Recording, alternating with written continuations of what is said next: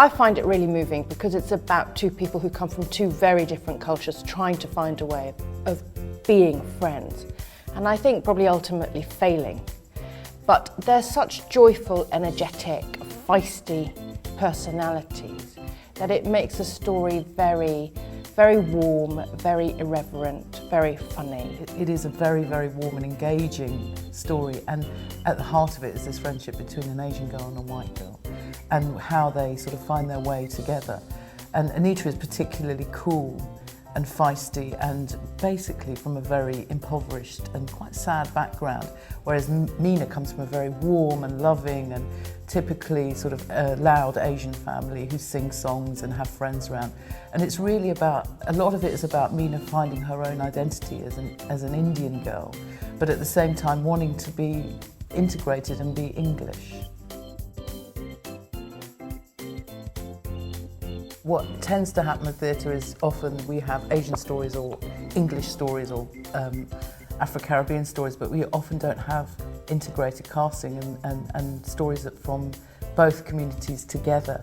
So I think what's going to be really exciting about this is actually seeing a mixed cast on the stage, and a world that we actually all live in. We don't all just live in a society where we just mix with people of the same colour. So what I've really enjoyed about bringing this story to life is being able to have white working class women, as in what we call the Ball Bearings Committee in the play, who are the women who work at the factory, together making friends with the Asian family and actually interacting with each other. Not always positively, it has to be said, but living side by side, and it's just great to be able to tell that story so that we don't just end up doing these sort of small plays that are just only about our own communities.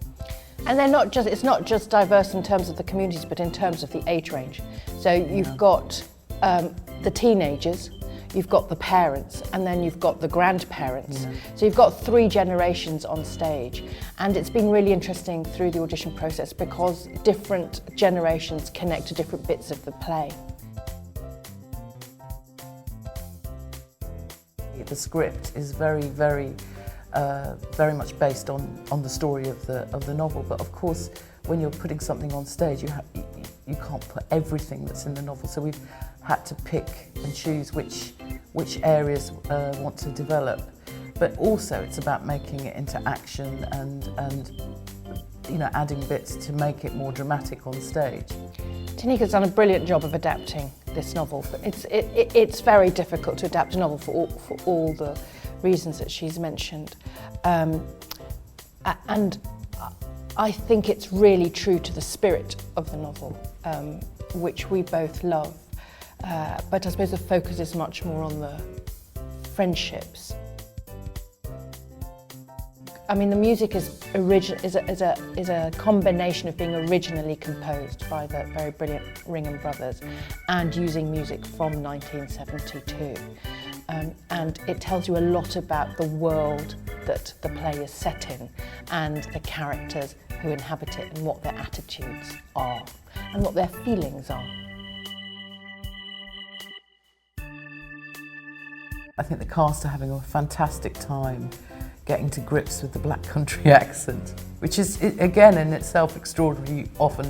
You very, very often don't hear that accent. So it's going to be great to hear it out and loud on the stage. One of my mission statements when I took over the theatre was to get that West Midlands voice heard, because it's not heard, it's a hidden voice. And so, like Tanika said, it's really brilliant to be able to put it on the main stage with a story that's about this place.